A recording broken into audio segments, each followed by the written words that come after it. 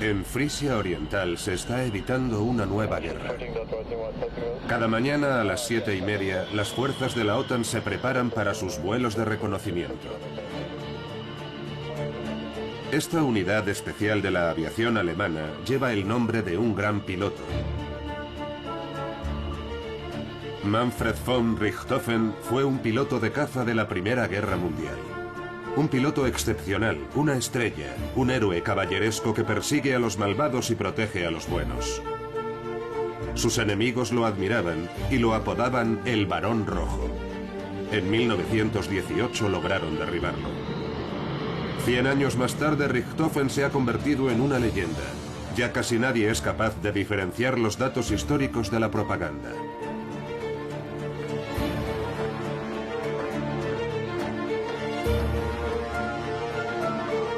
El Tercer Reich manipuló sin escrúpulos al legendario Richthofen.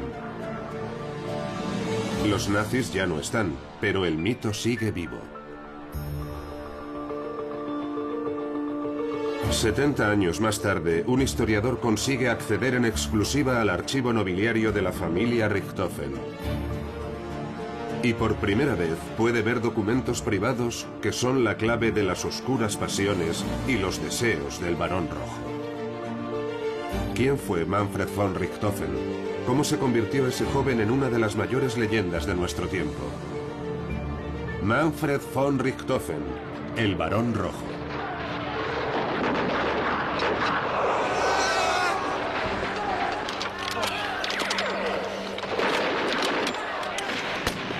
En 1914 comienza en Europa una guerra que muchos deseaban. En 1916 la guerra está al borde de la catástrofe. En una dura guerra de posiciones mueren decenas de miles de personas cada día. Alemanes, franceses y sus aliados son masacrados sin sentido por avanzar solo unos pocos metros. Los soldados se vuelven locos de terror. Gas, enfermedades y disparos constantes durante toda la noche que deben soportar tumbados en el barro. Sobre ellos vuelan los aviones, alzándose sobre la mugre, el gas, las trincheras.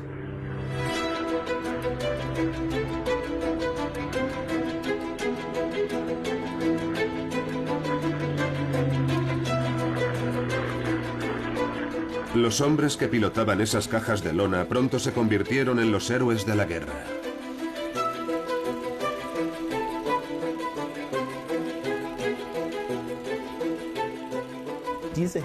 Esos héroes no se atravesaban los unos a los otros con la bayoneta, sino que luchaban en el aire.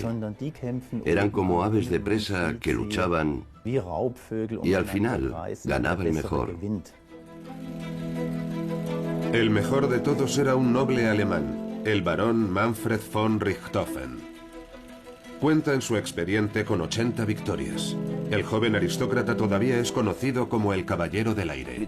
El apodo de Caballero del Aire viene de la forma en la que cumplía sus misiones, mostrando siempre humanidad y respeto por sus oponentes. En una muestra de confianza pintó su avión de rojo intenso. Los franceses lo conocían como Le Diable Rouge, el Diablo Rojo.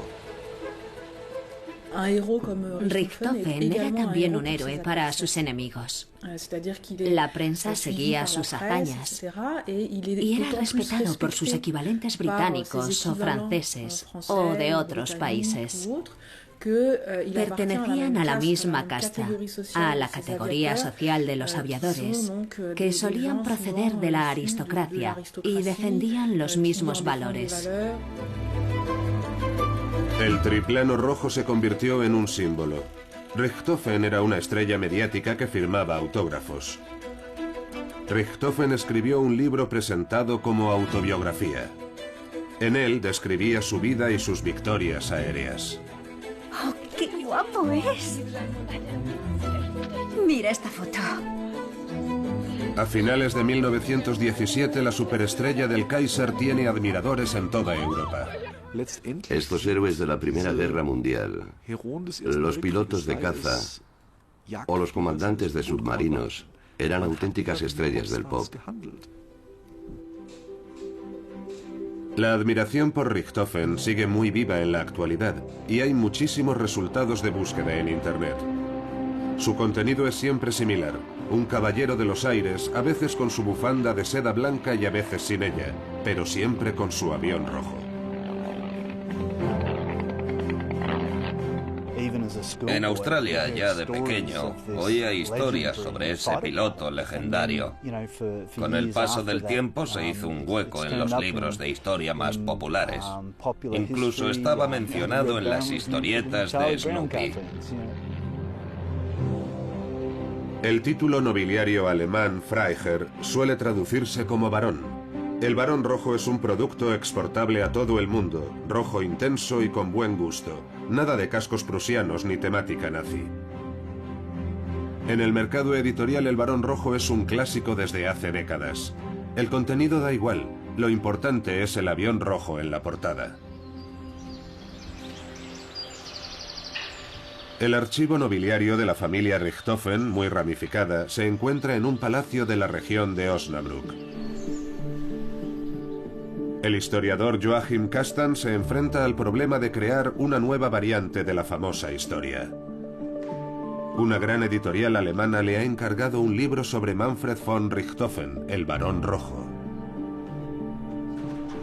Ha sido el primer historiador autorizado a acceder al archivo familiar.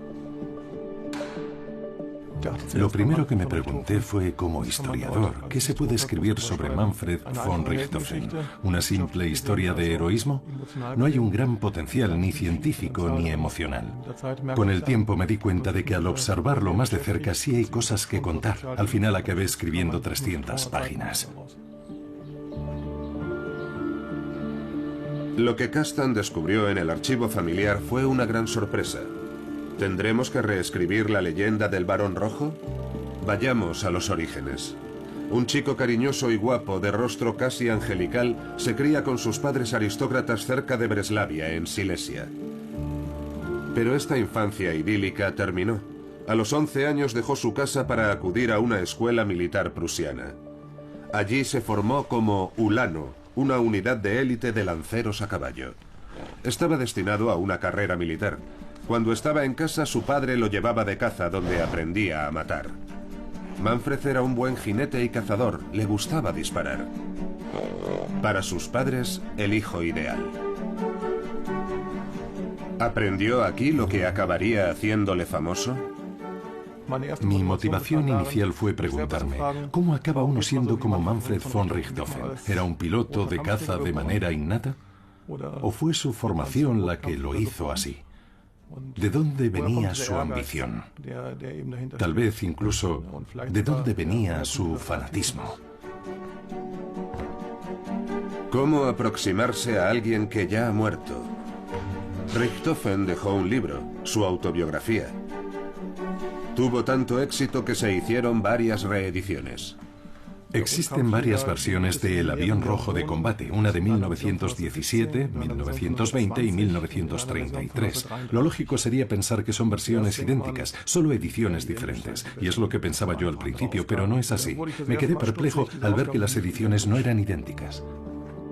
Sobre todo la edición de 1933 fue un gran éxito. Tras la llegada al poder de Hitler, el libro de Richthofen alcanzó casi 1 millón de ediciones.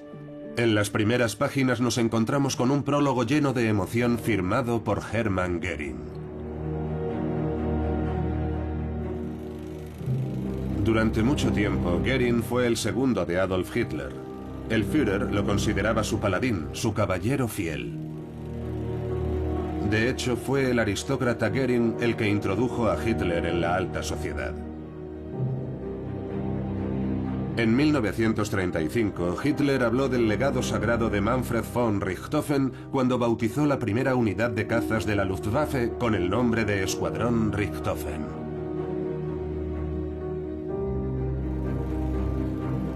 La R roja pintada en el costado de los cazas los hacía identificables desde lejos. Richthofen estaba en todas partes durante el Tercer Reich. Escuelas y campamentos de las juventudes hitlerianas recibieron el nombre del héroe caído. Intentaban entusiasmar a los jóvenes por las batallas aéreas, por la guerra.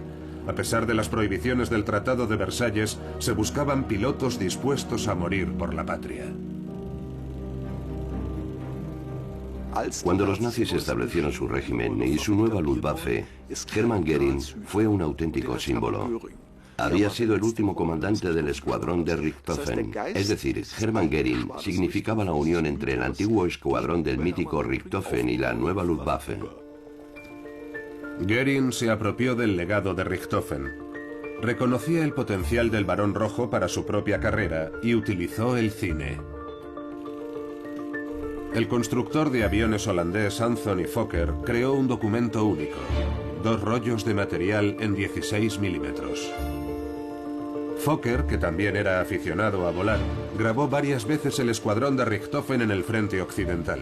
La última vez fue en agosto de 1918. Un año antes había grabado al mismo Barón Rojo. Estaba entusiasmado con el joven piloto de cazas y realizó las únicas filmaciones suyas que existen.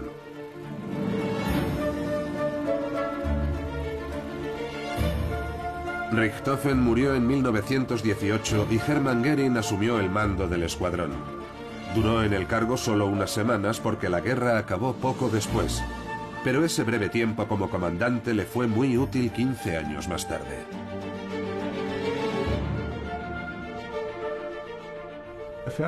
Utilizó la figura de Manfred von Richthofen para legitimarse y presentarse como el heredero del mejor piloto de cazas de la Primera Guerra Mundial.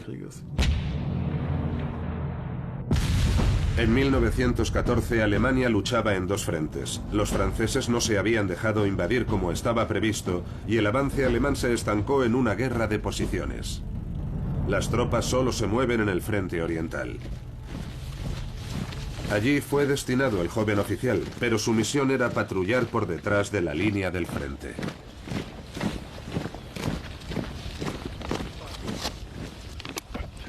Era una zona tranquila y poco peligrosa. Manfred está decepcionado. No vengo a la guerra para buscar queso y huevos, les decía a sus compañeros.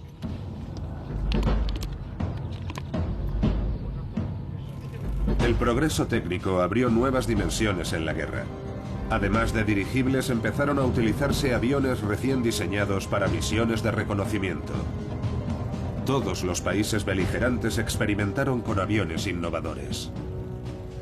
Al comienzo de la Primera Guerra Mundial, Francia era el líder en Europa en aviación, también en número de aeronaves. Sin ninguna duda, cuando empezó la guerra era el país más avanzado. También fueron los primeros en derribar un avión enemigo. Un piloto francés derribó un avión alemán. Al principio, los pilotos de reconocimiento amenazaban a sus enemigos con el puño. Después empezaron a dispararse con pistolas. Pronto se instalaron ametralladoras. Gracias a su gran velocidad, los aviones finalmente se convirtieron en armas. Unas veces un país era el primero, otras veces era el segundo. Los ejércitos reaccionaban a los avances del enemigo. En 1915, con el monoplano Fokker, los alemanes desarrollaron un arma claramente superior a los aviones ingleses y franceses. El problema era el siguiente: solo se podía disparar hacia los lados o hacia atrás. La hélice impedía disparar hacia adelante. Solo algunos pilotos que tenían hélices protegidas con metal podían disparar hacia adelante. Entonces, Fokker diseñó un sistema que lo cambió todo: la ametralladora sincronizada. La hélice y la ametralladora estaban compenetradas de modo que se podía disparar entre las aspas sin dañarlas.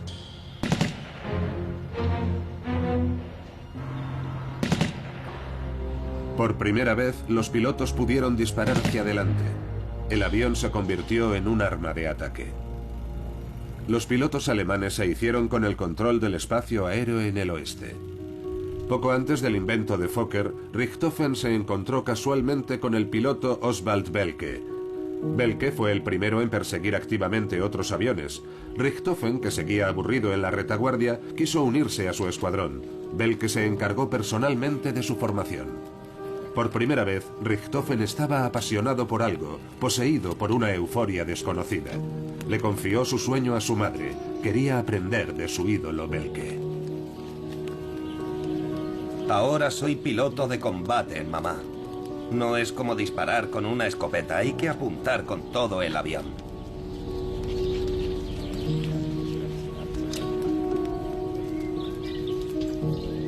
Por fin había llegado el momento. Él se sentaba a los mandos del avión y el observador apuntaba a las personas en tierra. Para Richthofen, parecían de juguete. Bajamos a la menor altitud posible. Mi observador disparaba con la ametralladora sobre el enemigo. Nos divertimos muchísimo.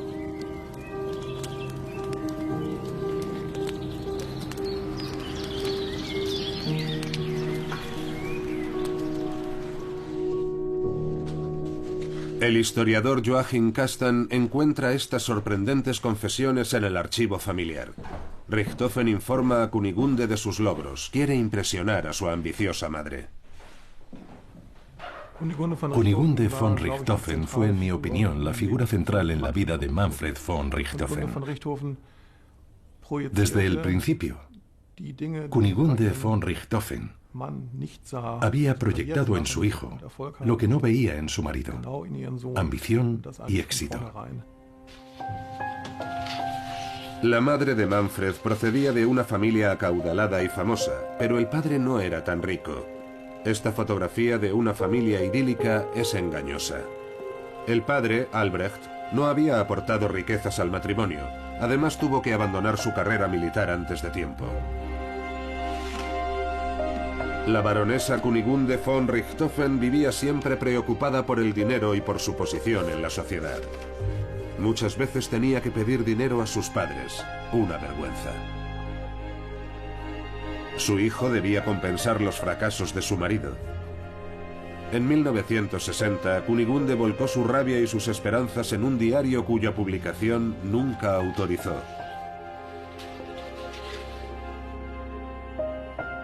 El historiador Kastan ha podido ver en exclusiva el diario.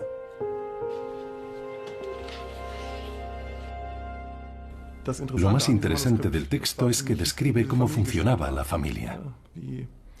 La relación de los padres, de la madre con su hijo, del padre con su hijo y de los hermanos entre sí. Es la clave para entender cómo funcionaba como persona. La pequeña ciudad de Schweidnitz, cerca de Breslavia, era el hogar de la familia de Manfred. Kastan decidió visitar el lugar para comparar las notas del diario con la realidad.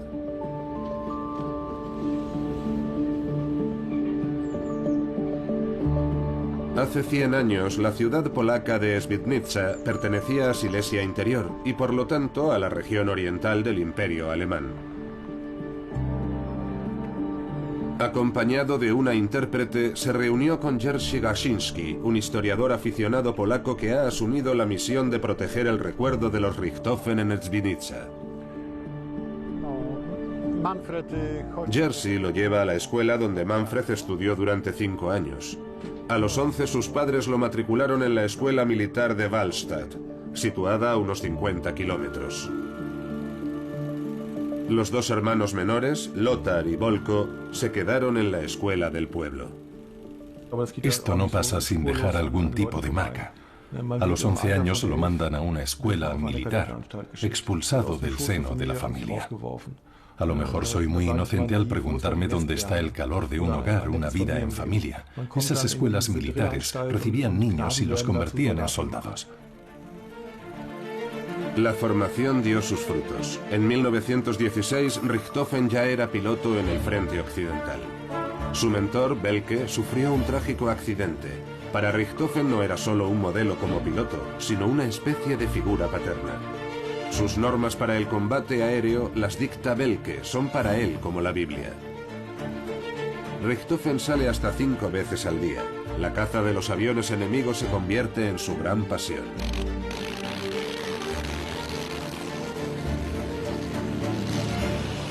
El 17 de septiembre de 1916 derriba su primer avión en el norte de Francia.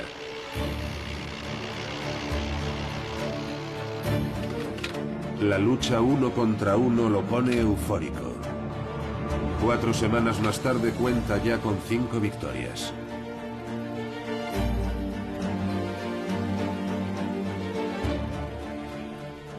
Sin duda, ser el mejor en una nueva tecnología era emocionante.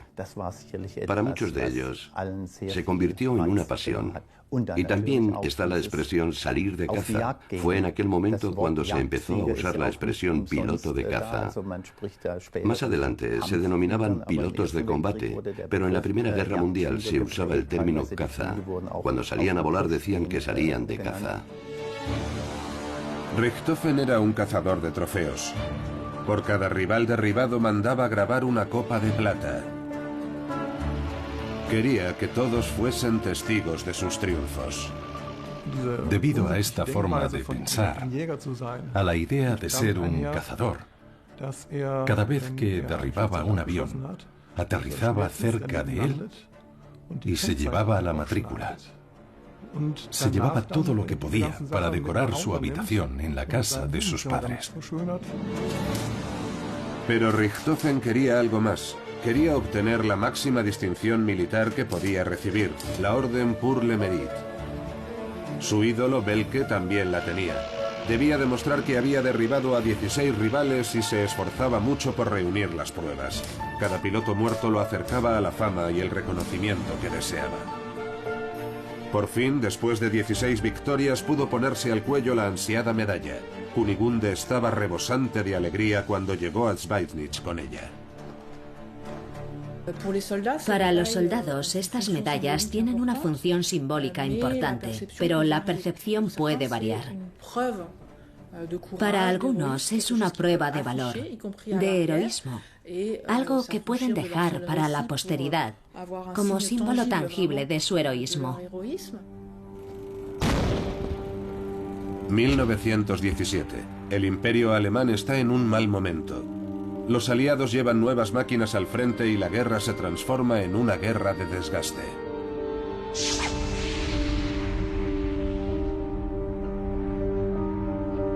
Los aliados reciben cada día efectivos nuevos y los soldados alemanes se encuentran frente a un rival motivado y poderoso.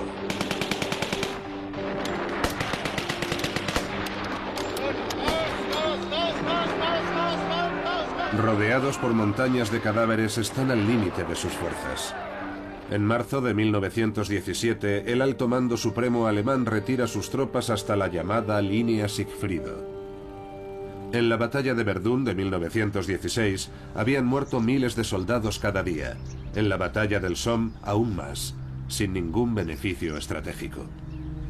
Ya habían caído 6 millones de soldados, y la patria se hundía en la tristeza y el miedo. Los cambios de actitud en el pueblo producen efectos en el frente, y la situación del frente también tiene efectos en el pueblo. Los vínculos entre el frente y el pueblo son fuertes, y en las épocas de baja moral de 1916-1917 los ánimos son similares en el ejército y entre los civiles. Fue la época de las grandes huelgas, de los motines en el ejército francés. Los soldados y los civiles se influyen mutuamente. La escasez de combustible, el racionamiento y las malas noticias del frente hacían que el día a día fuese muy difícil. El pueblo empezaba a pelear por la comida. El invierno de 1916 y 1917 se recuerda en la memoria colectiva alemana como invierno de los nabos. Mira lo que has hecho, no me has dado nada, no. Aunque 2 años antes en casi todas las naciones europeas se sentía el entusiasmo por la carrera armamentística, en 1917 la sensación de derrota lo empapa todo. Militarmente, Alemania está al límite. Los generales Paul von Hindenburg y Erich Ludendorff tienen que hacer algo. Entonces, Ludendorff descubre a Manfred von Richthofen. Ludendorff sabía que también tenía una batalla que ganar en el frente doméstico y sabía que necesitaba buena prensa y propaganda. Por eso se promocionó la figura de Richthofen. Para los hombres era un ejemplo de soldado. Para las mujeres era un hombre muy atractivo. Por eso le insistieron a Manfred von Richthofen para que escribiese su autobiografía. En la primavera de 1917 le concedieron un permiso. Debía escribir su libro en su casa de Schweidnitz. Richthofen cumple a la perfección todos los requisitos del héroe. Es noble dentro del sistema monárquico. Es un exitoso piloto de caza. Es joven. Y el pueblo admira sus actos heroicos. Posiblemente obtener 4.000 fotos aéreas de calidad en un vuelo de reconocimiento era 100 veces más importante que derribar un avión. Entre el pueblo nadie imaginaba lo que costaba obtener 1.000 fotos aéreas. Pero todos entendían lo que eran 20, 40, 60, 80 aviones. Pero Richthofen no es escritor. Su vida es el combate.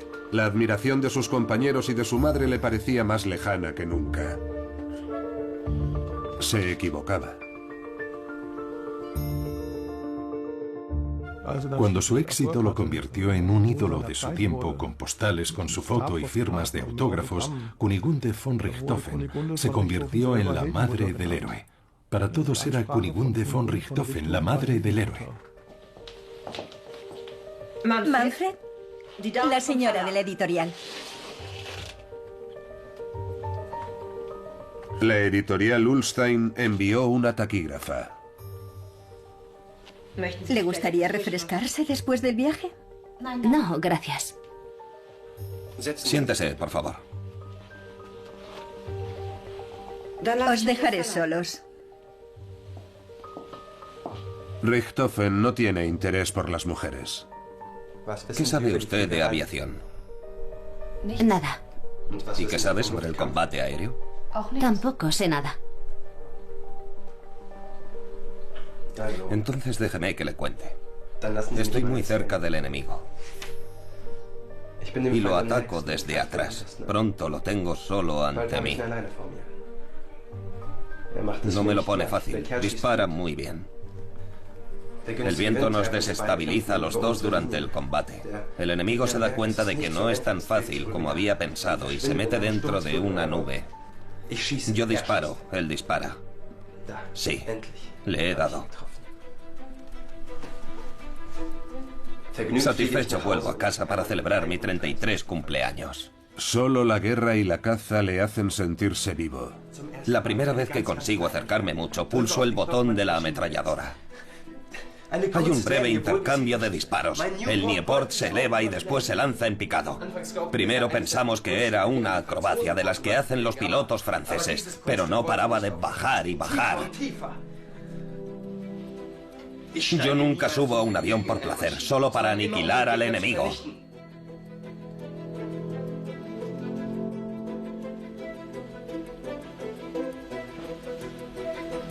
La admiración de las mujeres dejaba frío al joven Richthofen.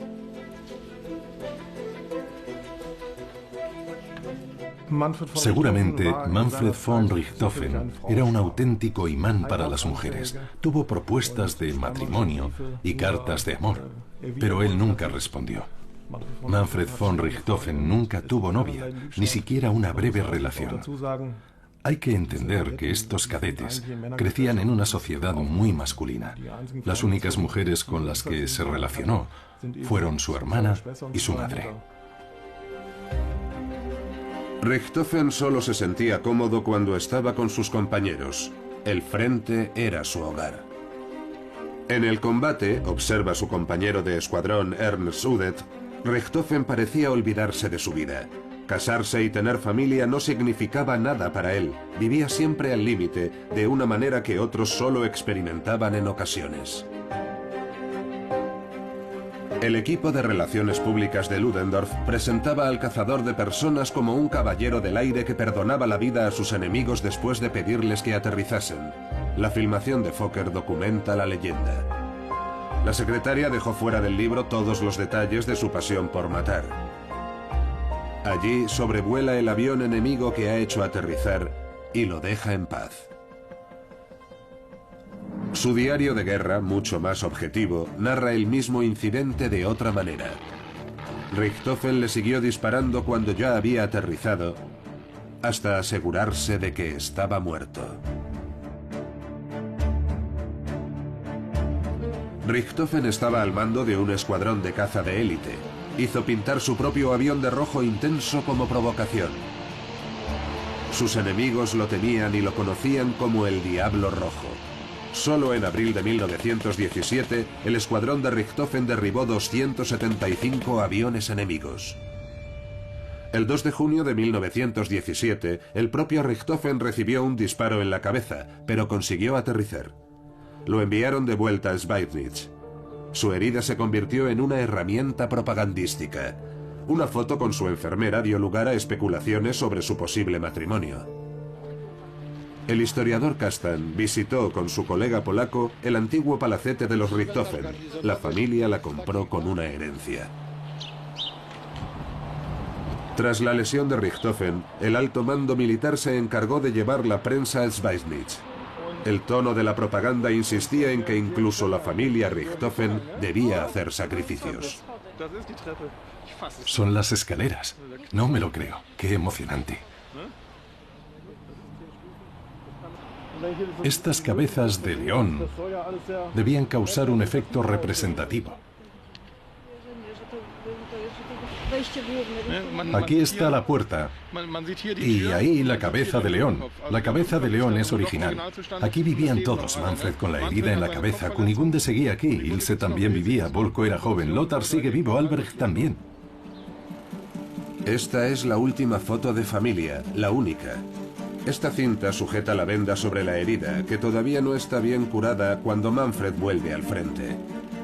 Sus camaradas y su fiel perro Moritz lo reciben. La cámara de Fokker vuelve a estar ahí. Richthofen es feliz en el frente, bromea, juega con el perro. Todos están felices. Pronto volverá a salir de caza, pero con poco éxito. Su avión ahora es muy lento. Los aliados tenían motores con el doble de revoluciones que los motores alemanes. Por supuesto, para un avión de caza esto es un gran problema. ¿Qué podían hacer para competir? Intentaron compensar la falta de potencia con aerodinámica. Un avión con una aerodinámica muy buena ofrece menos resistencia al aire, por lo que necesita menos potencia para alcanzar una determinada velocidad. Desde ese momento, Alemania fue un país líder en investigación aerodinámica por la necesidad de competir con los aliados. El holandés Fokker a la izquierda en la película desarrolló un avión capaz de compensar esa falta de potencia. Un triplano desarrollado a partir del Sopwith Triplane. Su increíble maniobrabilidad era a la vez una ventaja y un inconveniente. Era perfecto para maniobrar en combate, pero requería una gran habilidad. Muchos pilotos se estrellaron tras la introducción del DR-1 en otoño de 1917. Pero Richthofen no tardó en hacerse con el triplano. Como siempre, mandó pintar de rojo su avión. El DR-1 tenía una gran fuerza ascensional gracias a sus 3 alas, un pequeño estabilizador horizontal que hacía que entrase en barrena fácilmente y un fuselaje corto y poco estable, pero que permitía obtener buenas posiciones de disparo en combate. Esta solución de emergencia se convirtió en un símbolo. El mito de Richthofen no sería posible sin el triplano rojo.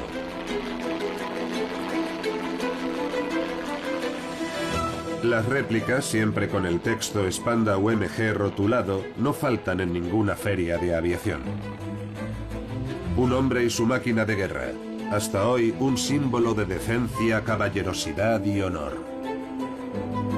En el Imperio, en el Tercer Reich e incluso en la actual República Federal, Manfred von Richthofen es un modelo para todos. Wittmund, Frisia Oriental. Por orden de la OTAN, la aviación federal alemana sigue teniendo un escuadrón Richthofen. Para mí el nombre Richthofen representa profesionalidad, disponibilidad para el servicio y coraje para hacer lo que requiere la situación, para proteger su país y cumplir su misión. Pero la misión y la patria no eran muy importantes para Richthofen. En sus documentos, la guerra es un lugar donde se siente en el centro del mundo. Buenos días, escuadrón. Hoy empezamos en la 2-6. Personalmente, lo que más admiro de Manfred von Richthofen es que le ofrecieron varias veces enviarlo cerca de su casa, lejos del peligro. La intención era conseguir que el héroe siguiese vivo, naturalmente, pero lo rechazó porque no quería abandonar a sus compañeros. En realidad, Richthofen rechazó la oferta porque la guerra era su vida. En agosto de 1917, después del disparo en la cabeza, volvió a su unidad, pero estaba cambiado. Antes, Manfred von Richthofen intentaba eliminar al rival rápidamente con un disparo en la cabeza. Sin embargo, durante sus últimos meses de vida, se esforzaba por hacer que los aviones enemigos se precipitasen en llamas. Y también preguntaba a sus compañeros de escuadrón si habían hecho arder el avión enemigo. Debemos tener en cuenta que en aquel tiempo los aviadores no llevaban paracaídas. Ser derribado de esa manera era una deshonra. Acabó por alienar a sus hombres. Cada vez que derribaba un avión, ellos debían ir a buscarle las matrículas. Richthofen no soportaba ver los cadáveres carbonizados. Durante un viaje en tren comentó lo bien que le sabía la comida, aunque acababa de derribar a un par de pilotos envueltos en llamas. Pero ni la nueva técnica de Richthofen ni su libro salvaron a los alemanes de la derrota inminente.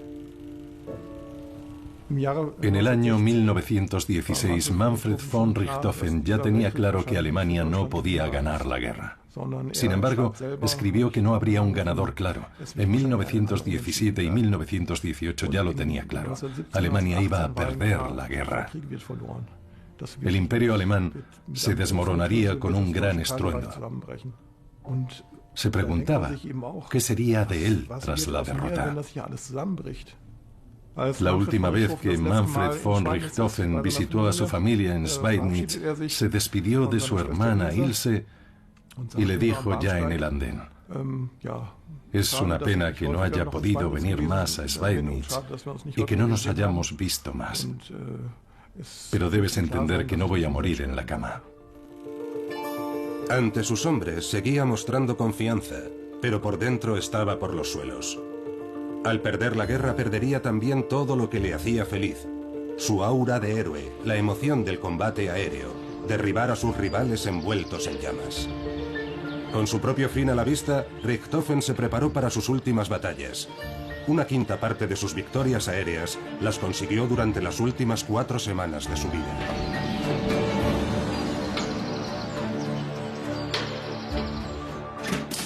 Manfred von Richthofen quiere llevarse consigo a todos los enemigos que pueda cuando muera.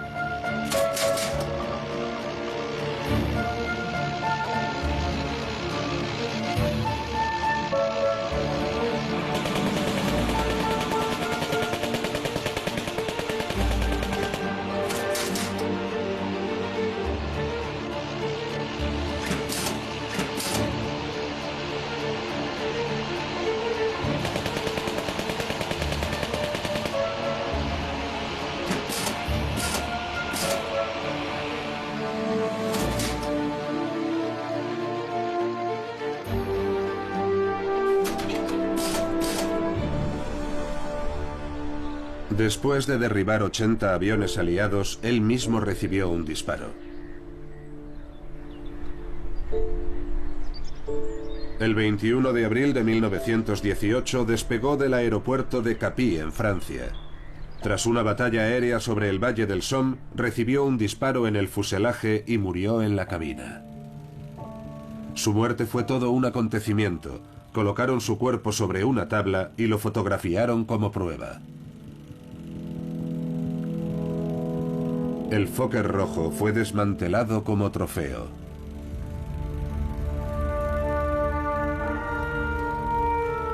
Pero los enemigos lo trataron con un gran respeto. Eso también forma parte de la leyenda de Richthofen. Lo enterraron con honores, como si fuese uno de los suyos, en el cementerio de Bertangle, al norte de Francia. El mito de Richthofen comenzó tras su muerte. Entre los héroes podemos diferenciar dos clases. Están los héroes cercanos, los amigos y conocidos que vuelven a casa con una medalla. Y después están los héroes extraordinarios, de los que habla la prensa. Esos son los más importantes porque, tratándose de una guerra industrial con ejércitos inmensos, estos héroes permiten destacar una figura con la que el pueblo pueda identificarse, algo que no permiten los ejércitos masivos. El mito del Barón Rojo creció aún más tras su muerte, no totalmente aclarada. Una posibilidad es la siguiente. Richthofen sigue a un piloto en prácticas por detrás de las líneas enemigas. El piloto canadiense Ray Brown se coloca tras él, dispara y acierta. Richthofen consiguió aterrizar en un campo y murió en la cabina. Brown afirmó durante décadas que él había derribado al Barón Rojo.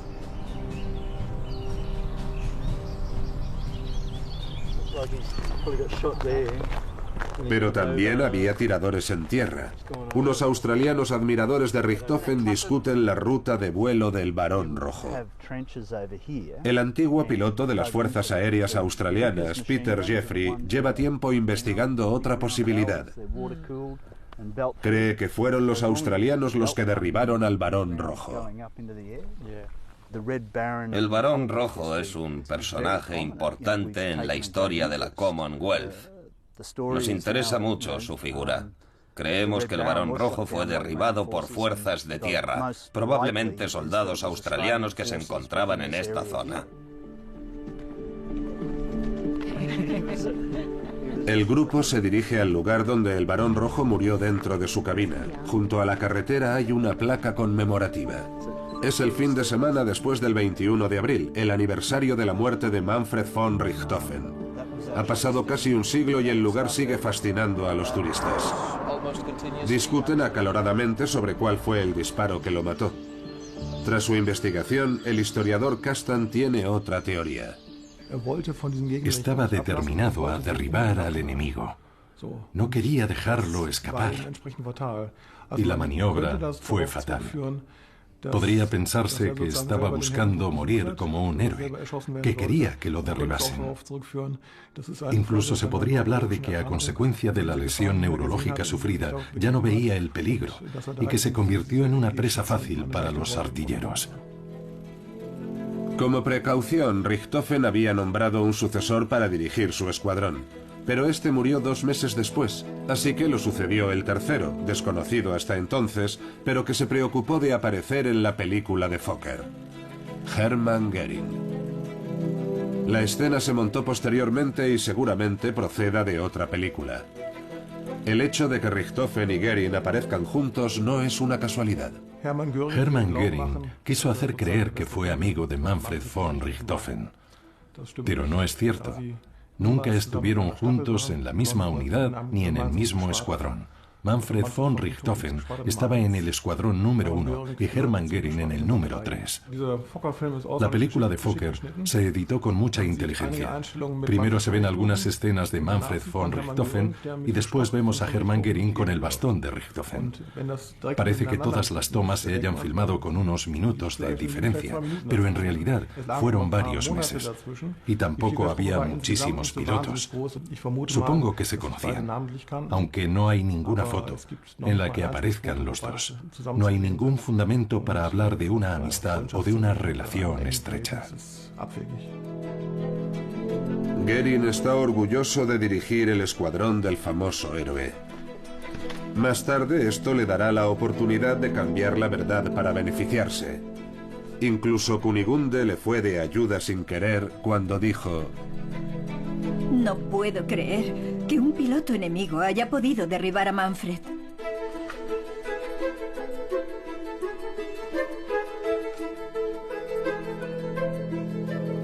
Una frase a la medida de las necesidades propagandísticas del imperio. Los líderes del ejército alemán, que como Göring estaban contra el armisticio, distribuyeron una imagen en la que lo apuñalaban por la espalda. La leyenda de la puñalada por la espalda fue un elemento importante en la agresiva política del partido nazi.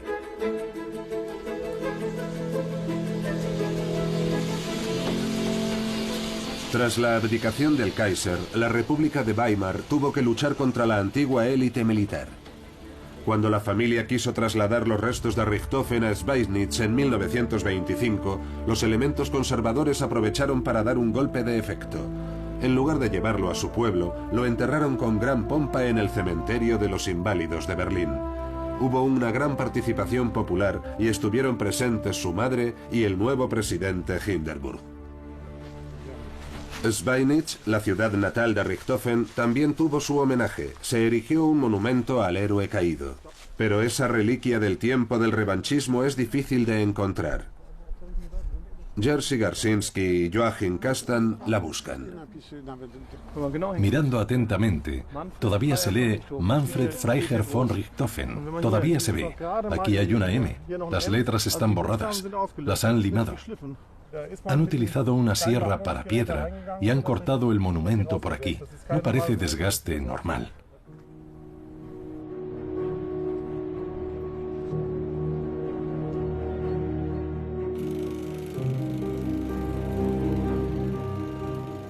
...30 de enero de 1933... el partido nazi gana las elecciones. Alemania elige canciller a Adolf Hitler. Hermann Göring es el segundo hombre más poderoso del Estado. Pronto empezará a apoderarse del mito de Richthofen. Se presenta como su mejor amigo. Tras la muerte de Richthofen, era habitual verlo en la mansión de la familia. Ni Kunigunde von Richthofen ni nadie se dio cuenta de lo que tramaba. Göring prometió a la familia un museo dedicado a Richthofen en Schweidnitz. Aquí está Kunigunde limpiando los recuerdos de su hijo. Y esta es una foto de la inauguración. Kunigunde mira a la cámara. Hermann Göring quería acudir a la inauguración del museo, aunque tenía otro compromiso, pero envió un discurso grabado para el evento. Kastan no ha encontrado la grabación, pero sí el texto del discurso de Göring. Un discurso lleno de pasión nacionalsocialista que llega a su cumbre con la frase: Manfred von Richthofen fue en el sentido más profundo un nacionalsocialista. A cambio del museo, Göring pidió a la madre que le cediese los derechos sobre la autobiografía de su hijo. La tercera edición de El avión de combate rojo se publicó a finales del año 1933. El libro, con prólogo del mismo Göring, fue un éxito de ventas. El museo financiado por los nazis debía parecer un gran mausoleo. Todavía se conserva en gran parte.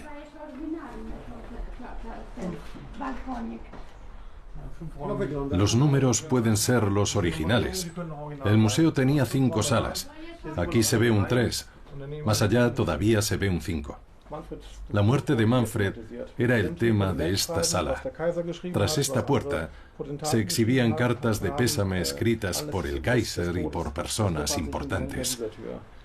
El museo se basaba en las habitaciones originales. Esta era la habitación infantil de Manfred von Richthofen. Aquí estaban todas las placas de los aviones derribados.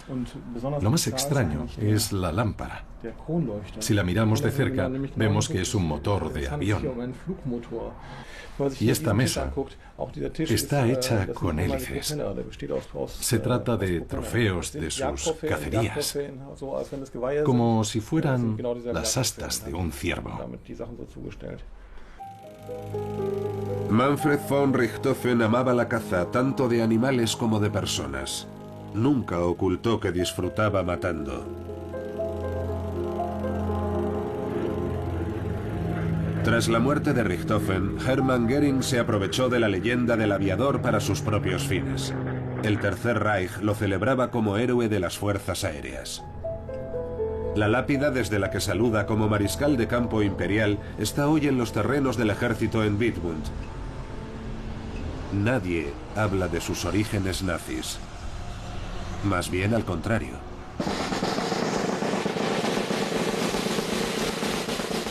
Junto a los aliados, todos los años se coloca una corona en el monumento en honor a un hombre utilizado en 2 guerras mundiales por el Kaiser y por los nazis para hacer la guerra más atractiva.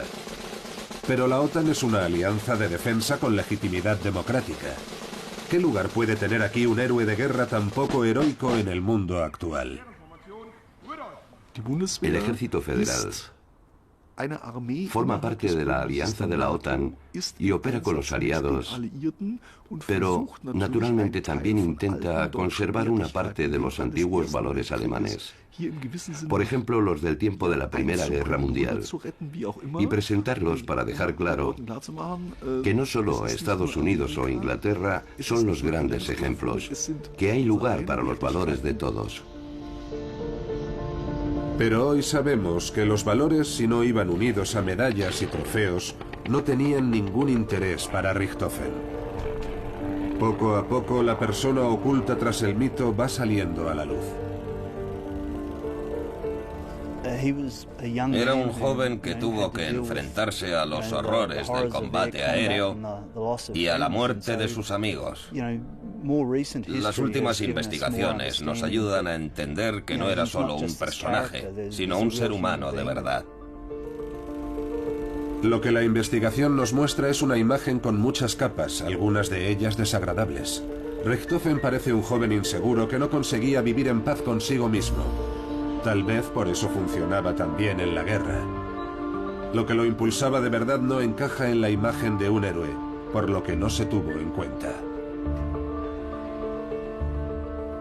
El deseo de ser visto, de ser amado, de ser admirado.